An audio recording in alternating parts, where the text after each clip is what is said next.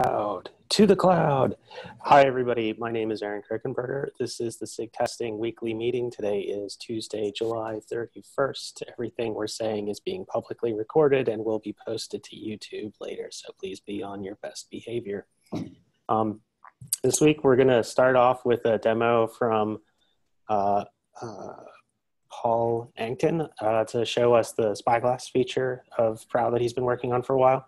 God, I hope I got that name right. And then I want to talk about Munch GitHub stuff, and then sort of towards the end, we'll talk about out-of-tree testing, and Hippie had pinged me separately about maybe wanting to talk about the E2E test framework.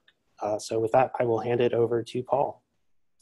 All right, thanks, Aaron. So yeah, guys, I'm Paul. I've been working on something called Spyglass for a while. Spyglass is meant to be a pluggable artifact viewing framework for Prow. So if you've ever sort of like clicked on your failing pre-submits, you will probably be taken to Kubernetes, where you see some info about your job. But in the future, we are going to want something a little more flexible than that. Ideally, something that would allow people to create their own views of different parts of the job. So that's what Spyglass is. That's what Spyglass seeks to address. So I guess I'll go right into it. Here is a demo of what Spyglass currently looks like. The idea here is that the metadata, JUnit, and build log views are sort of like default views that come with every distribution of Prow, and that they aren't the main focus of this presentation. They are just sort of to showcase how this would be done. So if you hit the green, you can go change the green.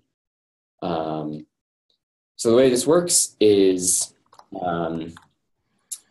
when you go to view a job, Spyglass will get some information about the job. You see that up here. And then it will sort of go to that source, sort of fetch all of the artifacts that are associated with that job, and then distribute those artifacts between the registered viewers. So for this sort of Spyglass instance, we have the metadata, JUnit, and build log viewers. But people are free to register and create viewers as they please.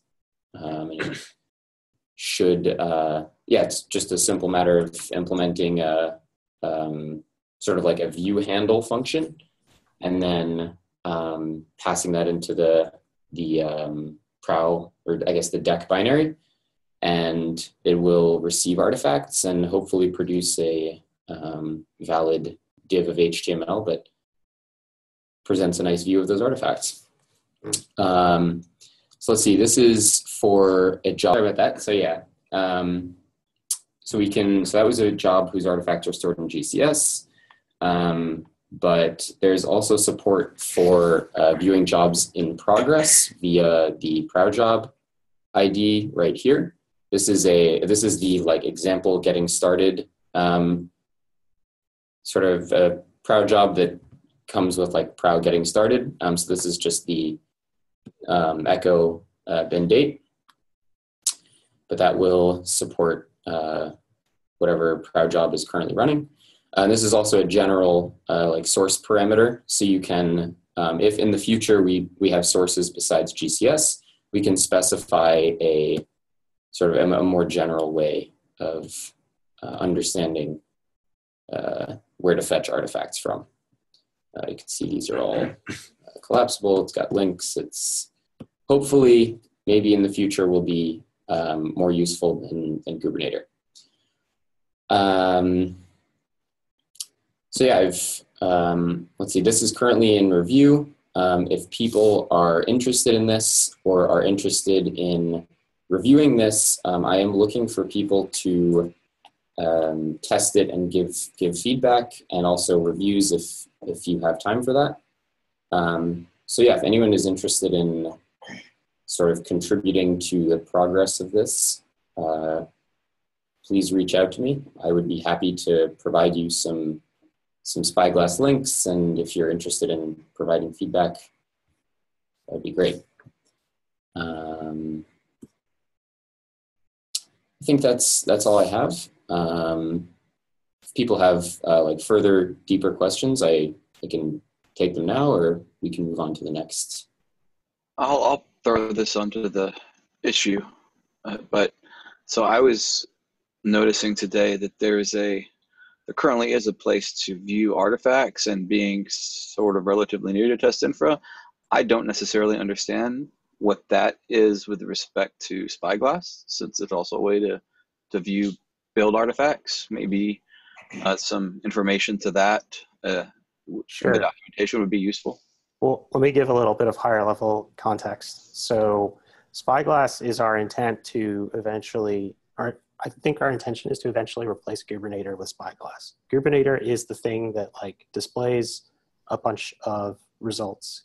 Given the test artifacts, it'll display the test results, and the artifacts, it's more or less like a really smart viewer on top of a bunch of GCS buckets that also happens to be aware of some GitHub events so that it can like reference PRs that link to test results, things like that. Great, but it's an app engine app. And our like long-term evil mission is to try and create a fully self-contained stack that runs entirely on Kubernetes. So the pieces that don't run on Kubernetes yet, we eventually want to. And so Spyglass is our attempt to start heading in that direction for the things that Kubernetes does. Spyglass does not yet completely re-implement everything that Kubernetes does, but that's like the direction we want to go. Yeah, and it should be easy. Yeah, essentially it should be easy to extend and match the features of Kubernetes because because it's very easy for people to contribute new features without understanding the entire architecture. So I have the dumb question of like, why couldn't you just go ahead and deploy Spyglass on our prod instance of Proud a day? What scary things does that make you think of? So if you look at the Spyglass reviews, there are something like 70 comments, which most of which / all of which have been addressed. But I think there's some hesitance with deploying it because it's 7K lines of code, and there's scary new dependencies, and there's just a lot of potential for breakage, and that's about it. I mean, we're not worried about like deploying it. We probably don't want to deploy unmerged code, so we'd like to get a PR in, and we can deploy it to our prod and see how it looks like. Yeah, that's what I mean. I'm just trying to understand. So to me, the migration path looks something like we get it out there, we get it up, so we can start seeing it, so we don't have to keep pinging you to get links to what it looks like. And then gradually, as we get it to a place where we're much happier with it and it's more usable, we can start to share it with the rest of the community. This is more or less the approach we took with the PR dashboard that we added a couple months ago.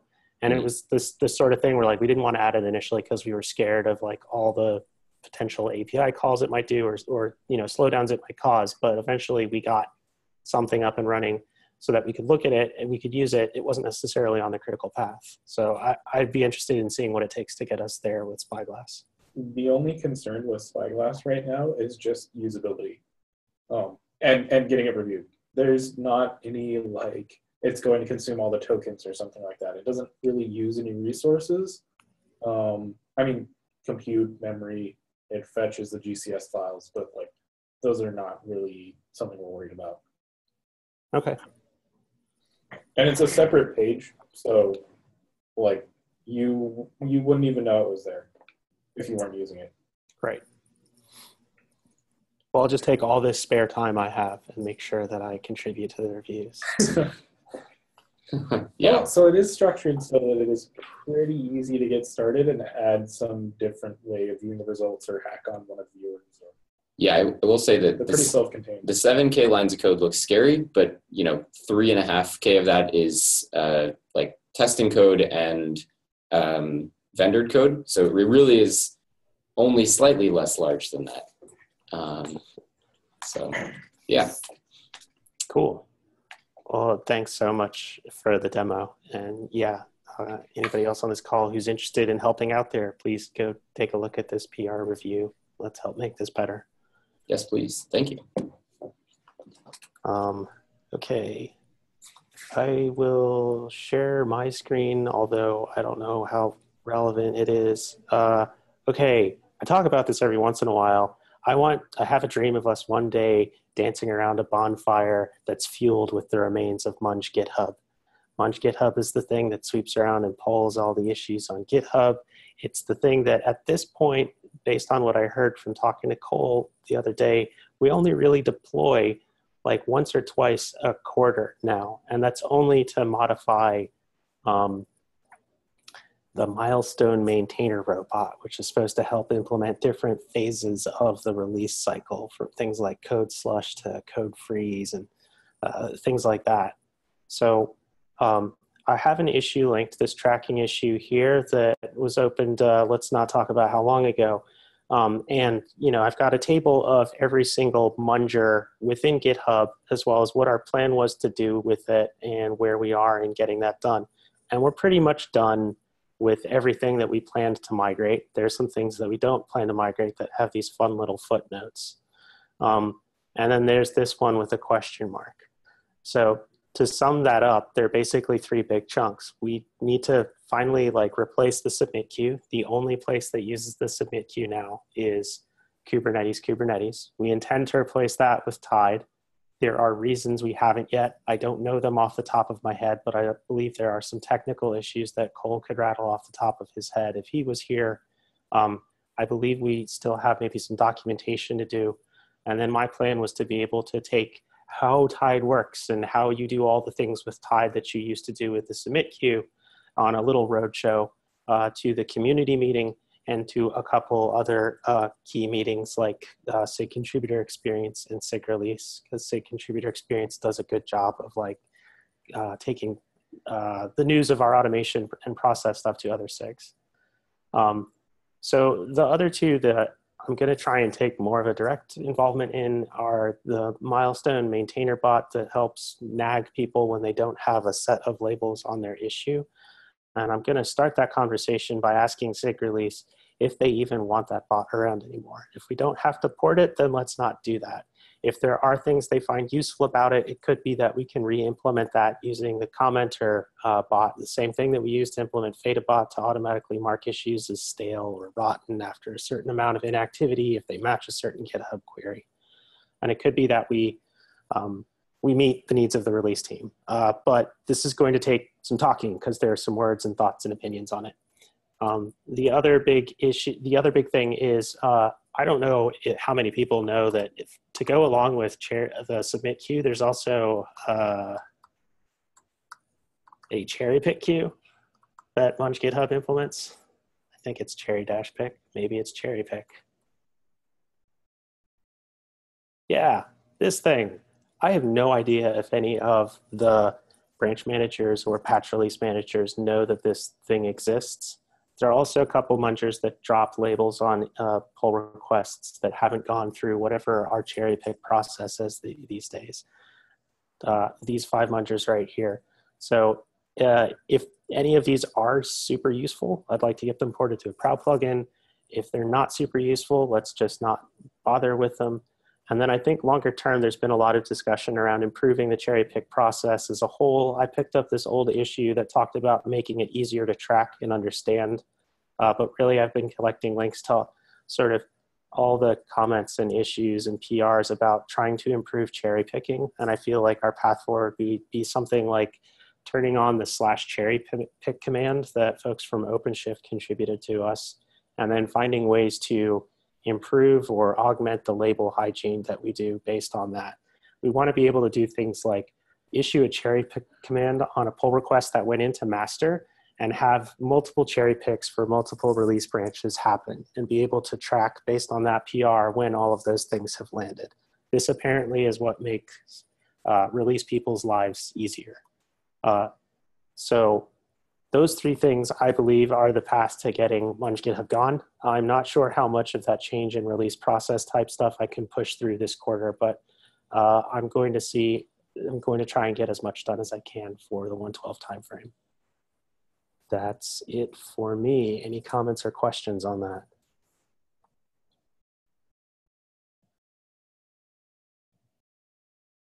Cool. All right, Andrew, I think you're up next to talk about out-of-tree testing. Sorry, I was ready to just get my screen ready. This needs to go to my other desktop. Share screen. I didn't have it ready. I was just so surprised we actually got here. I saw the agenda and I thought, really? I thought at this point it was on purpose. Yeah, so you've heard me bring this topic up a few times. And the title of this issue is Testing and Reporting Out-of-Tree Unit Tests. And I suppose it really should be divided into two issues, but for the sake of this conversation, let's quickly get through the first one. We could discuss the second one. A couple of you have already responded to it, but the primary proposal that I am pushing with this issue is that it no longer makes sense for Kubernetes to be blocked for out-of-tree providers. I mean, one of the purposes of moving things out of tree is so that releases aren't held up by in-tree, the needs for in-tree providers or when they break or whatnot. We still need to worry about compatibility, but the actual testing should not hold the release. So what I posit here is that, so the out-of-tree pre-submit blocking or pre-submit tests for providers should not block Kubernetes. They should not be a member of pre-submit Kubernetes blocking on the test grid. Currently, and it's Aaron, I think you said it's because there's a hard time identifying those with respect to the SIG that owns them. Currently, of course, a lot of these providers have unit tests that ultimately do block KK, and they do fall under pre-submits Kubernetes blocking because of the Bazel test job. And then you can look at the unit tests that runs, and it will include things from multiple providers. Just to be clear, though, like they're blocking the tree of Kubernetes while they're in the tree of Kubernetes. Once those tests are they removed from Kubernetes, they no longer block it. And yeah, we're in strong agreement. So the state of today is there is no such thing as out-of-tree providers. So there are no out-of-tree providers that block Kubernetes. And once there are out-of-tree providers, we don't want them to block Kubernetes. And I think the conversation of this issue has been funny to me because there have been very strong responses, all in violent agreement with the issue's proposal. So strong that occasionally I'm thinking, wait, did I actually say what I think I did? Because that's such a, it almost seems like I agree. Okay. But yeah, so I'm basically trying to put or establish a precedent, a pattern, a guide, whatever, for people when they move out of tree, that it will not be blocking Kubernetes. It will not be a member of pre-submits Kubernetes blocking. However, it can and likely should still be pre-submit blocking for the out-of-tree providers, provider repositories pull requests, and should still be visible on the test grid. Now, there's been some feedback on this. Both Ben and Aaron have recommended that I drop the blocking from here until it becomes necessary to distinguish between the two, that it's an artifact of having both categories in Kubernetes. But for a lot of the out-of-tree providers, there may not be the difference, so just drop the blocking. So one thing that I try to encompass here, and so basically, well, let me circle back to this. I think everybody's in agreement here, right?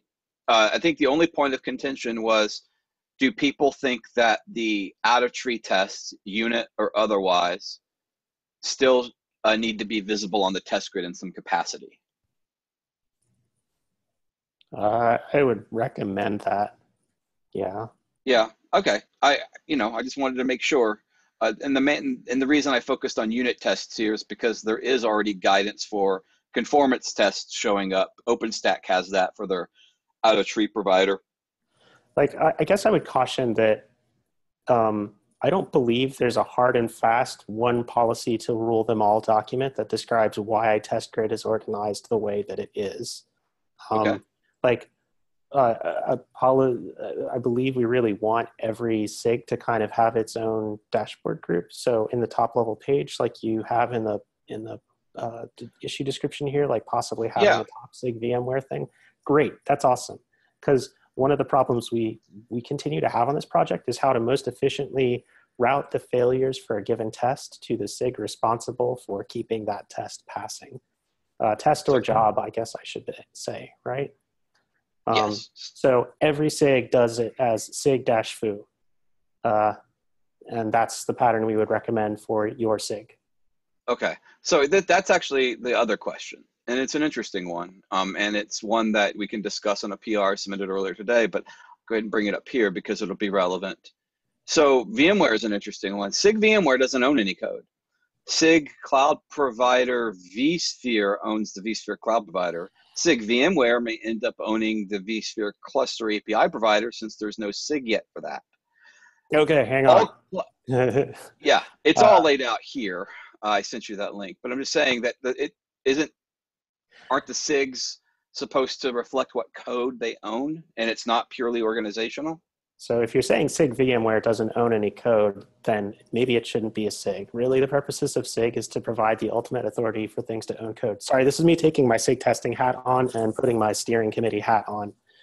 As far as cluster API provider goes, other cluster API provider repos have submitted proposals to the steering committee, and they've all set themselves up as sub-projects of SIG cluster lifecycle. So the example I linked in the pull request, or the issue you're showing here, was how cluster provider API, or cluster API provider, OpenStack, GCP, and AWS all consider themselves sub-projects of cluster lifecycle. But the gentleman who decided to submit the proposal for VMware thinks it should fall under SIG VMware, which, I mean, if that's how you want to run it, that's great. You can totally be different. But yeah, I would really like to see it then fall under the SIG VMware ownership. That means like it should show up in the sigs.yaml file that defines all of the code that your given SIG owns. Now, I'd have to go take a look how this works for all of the cloud providers. But ultimately, I think, yeah, SIG cloud provider might own all of that. Okay, so it was not my understanding, or I was not aware that some of the SIGs consider themselves sub-projects. I'm not going to get into a discussion with you on this call about what SIG VMware should or should not own. It's not my place to say. And if you want to provide feedback to that gentleman, please do, or to VMware itself. I'm working with what I can and have at my disposal, what I can work with and have at my disposal. So it seems like it is your opinion that all the code should either relate to the SIG that owns it, or maybe if the SIG is a sub-project or considers itself a sub-project of another SIG, be organized there. The PR submitted today proposed a top-level VMware category. Maybe others would propose something similar for organizing all out-of-tree code, because there is precedent with Google, Tectonic, and Istio to have Canonical to have top-level categories that seem to be based on organization. So there's two things there. Like, there's some extra organization that's not related to owning things. Like, test grid is not just about owning things. For example, there's a conformance dashboard for conformance stuff. There is that, like, SIG conformance isn't really a thing. It falls under other SIGs.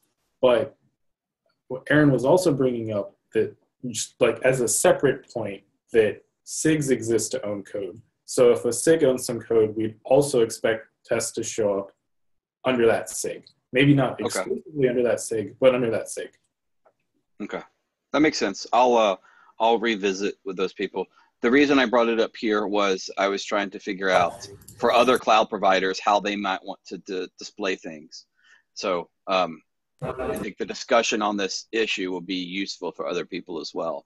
And ultimately, what I would propose, at least for cloud providers, since there was really the first that seemed to be going out of tree, is if they all consider themselves sub-projects, to have a SIG cloud provider, since that is a SIG, and then have those tests show up under there.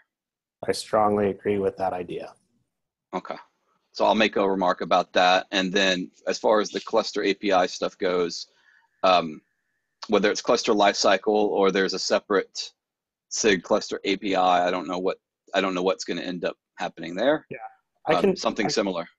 I can take that up over at the steering level. That's fine. Like, from it's the like engineer in me that likes to keep everything dry and consistent. That's like, why are you being unique? Why don't you just do the same thing all the other cluster API providers are doing? But like, if SIG VMware wants to be in charge of these two sub projects, instead of having SIG cluster lifecycle make sure that they're, you know, in line with every other cluster API provider, like, that's totally fine. And then we could represent that on the test grid dashboard by giving SIG VMware a top level dashboard group and tabs for the different repos that you're running these jobs for. Like, the other thing this was a bad mock-up. It shouldn't have been SIG VMware. When I proposed it via the PR, I just made it VMware to make it consistent with the other companies. Well, that's totally fine. I mean, like, you see, we have a SIG GCP on there for most of the GCE related or GKE related jobs that we're keeping track of. So like, that's fine. I think the other thing I just wanted to emphasize is that, like, test grid configuration is not prescriptive. So the fact that a thing is in pre-submits blocking does not make the thing blocking. It's just that we as humans are kind of organizing everything that way to try and make sense of it. And I would argue if it's in pre-submit blocking and it's not pre-submit blocking, then it shouldn't be in pre-submit blocking. Oh, sure, but it is purely for monitoring purposes, and it's not something like actively monitored. It's something for, like, you know, I'm changing the pre-submits, I should keep an eye on them. Whereas there are release blocking is potentially actually monitored for real official purposes, but anything else is just like a SIG wants to monitor this, someone wants to monitor this. It's not official, it's not required. No, I understand. I was simply saying that if it's on people to organize it correctly, then it should be organized correctly. I was basically agreeing with what you said earlier, Aaron, about something else, but putting it back on this. The other thing I guess I would say is maybe the violent agreement you were getting on the issue comes from the fact that it was just kind of unclear, like, what was the ask? Because there were a lot of words there. So I tried to drill in onto the two questions and make sure, like, that's really what the issue was asking, and hopefully we sufficiently answered those two questions. It's unclear to me whether or not you have more questions that need answering or if it's just those two. I filed an issue to have a discussion because I was told that Slack was not the place to have that discussion. And so whether the issue has pointed questions or is supposed to encourage discussion, I was asked to file an issue. Fair. If that wasn't the right place to do it, then, you know, let's take it back to Slack or have it in Google Groups. But at some point, it would be nice to have a discussion that maybe everything isn't clear up front, you know, and that's because I'm trying to learn and trying to understand things, and, you know, I'm not sure really where to engage people in a correct manner. Right. No, I mean, it sounds like we're in agreement on this issue, at least, though. Okay.